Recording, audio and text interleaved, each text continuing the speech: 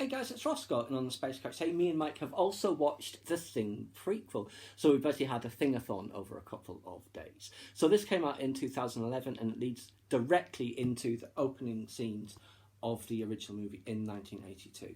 So, your thoughts? Okay, because we only watched them a couple of days apart, didn't we? Yeah. Right. I remember when this came out, very excited, also very sceptical as well of, my childhood being ruined. Yeah.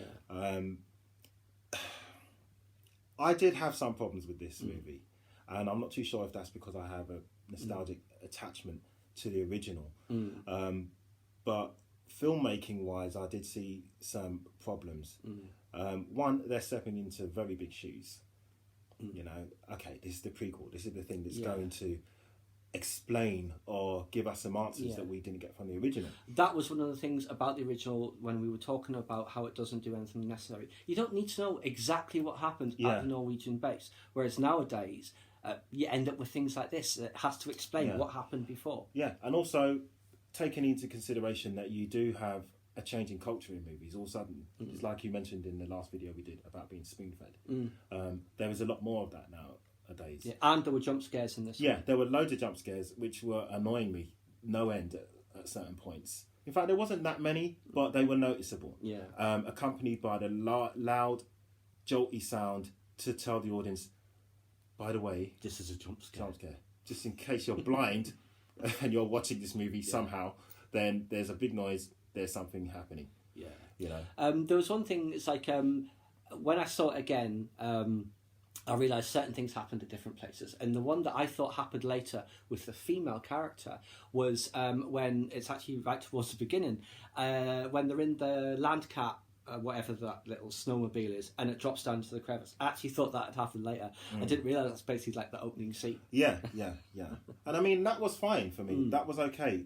One of the major issues I had, which kind of contradicts what I was saying in the first one, because in the first one, you didn't know too much about their characters' backstory or anything like that. You don't need to. You only need to know them from that point. Yeah, but you knew their characters. In this movie, you didn't have much of opportunity to know any of those things. But there was attempts to do it. It was like I've known him for 3 years. He's never been this excited. Yeah. And lines like that and everything. Yeah. It's like, and even then, I mean, like you got the lead scientist guy, where the work must continue. That guy, because he's doing all of these. Who was great in Banshee as Kyle, I think his name was. Who was the Amish guy. Amish guy. Yeah, I keep thinking it was that more as well, but no, the Amish guy. He was great as the Amish gangster. He was all right in this. He was all right, but again, his character. What did we know? The work must Driven continue. Scientist, the work must continue. In the face of the blindingly obvious. From the moment they find out the cells are not dead, even after they've burned them. Yeah, and even the lead character, I don't even remember her name. The girl, I don't remember her name. Yeah, right. So we don't know her name, but I don't know their name. When it started in the beginning, okay, they had to introduce her into it, and how did she get there? So it's like, okay, she's approached. Yeah. Look. What was she as a paleontologist? Something like that, because that's right. She's basically got the frozen remains of a woolly mammoth or something. Yeah. So that's what they're doing. Okay, look, she's examining a woolly mammoth. She's used to cold stuff. Yeah, we need you out there. Yeah. So lead evil scientist guy says, look, we but need to you. be fair, it was a fairly efficient way of getting her from there to there, because the next scene is they're in the helicopter on approach to the base. None of that faffing around like there was in Alien versus Predator, where the whole journey to Antarctica is shown. No, that's fine, but then they could have at least given some indication of her character, because that first introductory scene, her and the little liaison with the guy that she obviously knows, but there was nothing. What it was doing? It was telling you she's a strong female character. Yeah, but they didn't need to do that. They didn't need to do that. I mean, she was a decent enough character. That didn't even tell me she was a strong female character. I don't even have that that criticism of the film. I just saw it as, okay, you've told her she obviously dedicated to her work. She can drop everything that's going on in her life to go to Antarctica the following day. Yeah. Okay, so she's got no attachment. Fine. It doesn't help inform me anything about how she's going to handle and manage certain situations. There were times when she started working things out. Yeah. And that was okay. It was relatively believable. But that was the problem with the script rather than her acting, which was fine. Like the scene where she finds the fillings and the blood and stuff, that was really well done. But then how long does it take for her to tell them? They all have a conversation. That's what I'm saying. Beforehand, and then she tells them. With all this That's more the going editing, I think. Well, I think that was just bad screenplay altogether, because you've already established she knows what she's talking about. Yeah, plus minus the fact that they'd already shown that the guy's arm plate had come out when he was being absorbed. Yeah. It's like, now there's fillings as well. Yeah. It had to take another event to happen before she decided to mention that. There was one thing I did find interesting, when the creature first escapes from the ice, what it looks like. Because that would have been the form of the previous race it had taken over. And it kind of looked a bit like the aliens from Independence Day when they're in their biomech. Yeah. But you only see it for a brief moment as it shoots up into the sea. And I didn't mind that, because I actually found that very interesting. I would have liked to have seen a little bit more, but I wouldn't have wanted to see it, because then that defeats the whole purpose of it being the thing. It's a nondescript. It is. It was thing. that. Now it's this. Yeah. Well, every form in between that it's ever taken. The thing. Hence that. That's what I reckon. It was good that they kept that quite vague. I did notice that the tech in 1982, the later 1982, was a bit better than the earlier 1982. Yeah, as well. that was. Yeah, at one point I was watching it and thinking, oh yeah, this is it's like 1982. the scene where you see the cells merging and being taken over. There's one in both of the films, and obviously the one in the prequel is a bit more high tech than it should have been. It was still low tech relatively for how it would be now, but it was still definitely higher tech than it was then. And even in the original, I think they have the basically they type into the computer a question and it answers it. Yeah, and I'm like, we don't even have that capability really now, unless you talk to, I guess, to Siri or something, and then it would. And even then, I'll be worried if Siri knows that. Mike was trying to ask the weather in London the other day, and it took forever for it to actually recognise what he was asking. Yeah, that might be more about me than anything else. What I wanted to talk about was the spaceship. Yes, I wanted to talk about the spaceship as well, because, as I've said before, one of the things that I thought I wanted in the original was for them to have gone into the spaceship, but they didn't. They're doing the second one, and that's just a continuity error, because in the first movie, you see all the Norwegians lined up around it, they blow up the ice, and then they reveal it. In the prequel, it's in an ice cavern, and it's still in that ice cavern at the end. Yeah. So that didn't quite make sense. Interesting design of the spaceship inside. Yeah, what I thought what the problem was is That's the point. He should have transformed into the dog to try and get to the Norwegian base, rather than then this whole extra bit of him trying to launch the spaceship. Yeah, I mean, there were so many issues there. Also, I think that curiosity is what keeps the audience hooked. I want to know what's in the spaceship, but they were better off not showing it. Yeah. Because it's a long I started asking questions. I'm like, okay, so what form does this thing actually have? Because it's obviously quite advanced to have all this tech, and you saw that would have been the prior race. Yeah, probably. Yeah. But I just felt that the mysteriousness of its origins had now disappeared, essentially. Mysteries are never quite as interesting once they're revealed. Exactly. Yeah. But also, the effects. Now, was it 2011 it came out? Right, so I remember thinking, all right, the thing, that's on top when it comes to the effects. So, what's this one going to be like? Are they going to use animatronics? Are they going to do a bit more CGI? Now, from what I understand... I assume it was a mix of the two. It was a mix.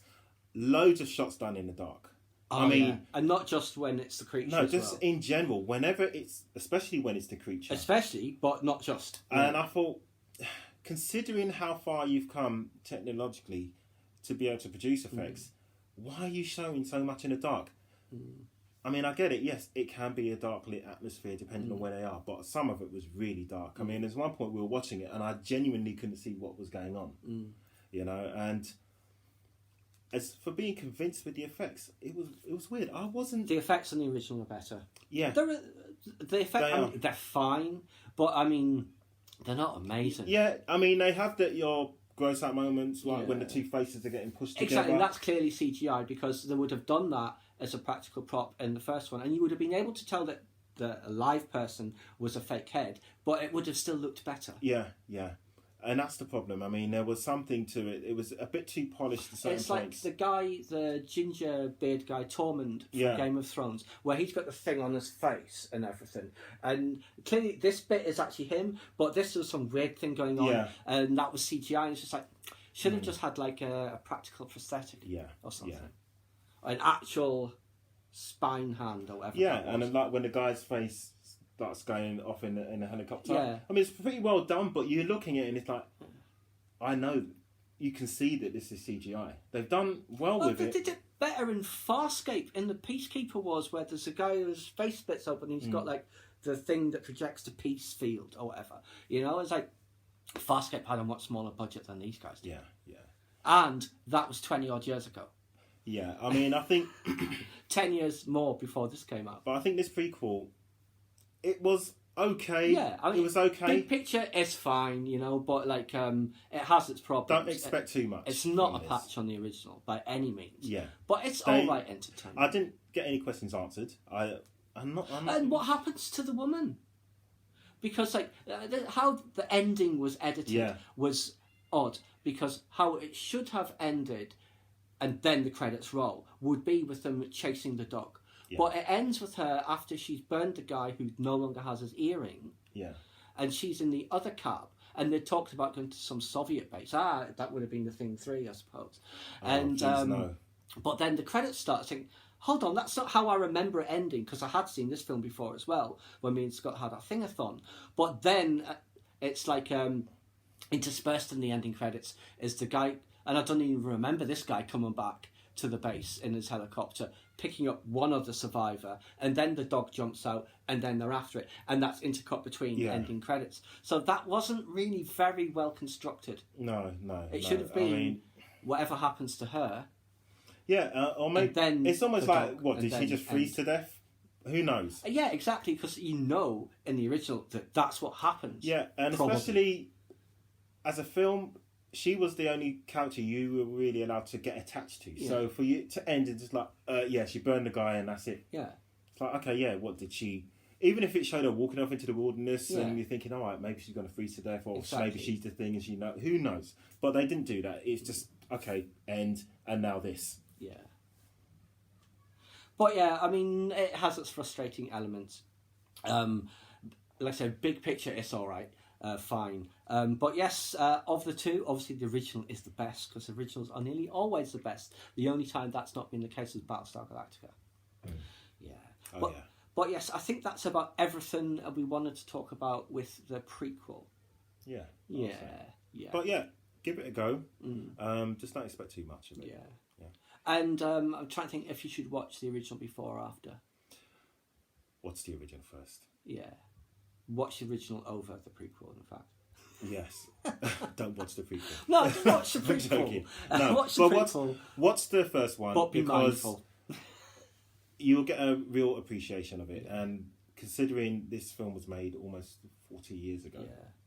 And there are elements of the prequel was it 40 years ago? Yeah. Almost. Yeah. There's elements of the prequel that are quite good. Like, they have faithfully recreated the original Norwegian base. And you see things like the axe going to the door, which I actually really liked in the original, is that you just see an axe in the door, then later the same thing is happening in their base as well. There were some nice little touches there, and I think that was obviously for the fans. Yeah. And the area where the creature's held in the block of ice, that was exactly how it should have been. And even when they found that guy who had sliced his wrist. Yes, although you don't even see that happening. No. It's like he's hiding away somewhere, and the next time you see him, he's done that. Yeah. Something else they missed out. Yeah, I mean, maybe that was an editing thing and they wanted to do it and then they just thought, okay, film's too long, let's cut it. Yeah, I guess. Yeah. But anyway, guys, that's just our review of the Thing prequel. I hope you guys enjoyed. Why don't you let us know what you think of it? Yeah. Please subscribe to my channel if you enjoyed this content. Leave me a comment suggestion for what topic you'd like to see discussed, or like the video.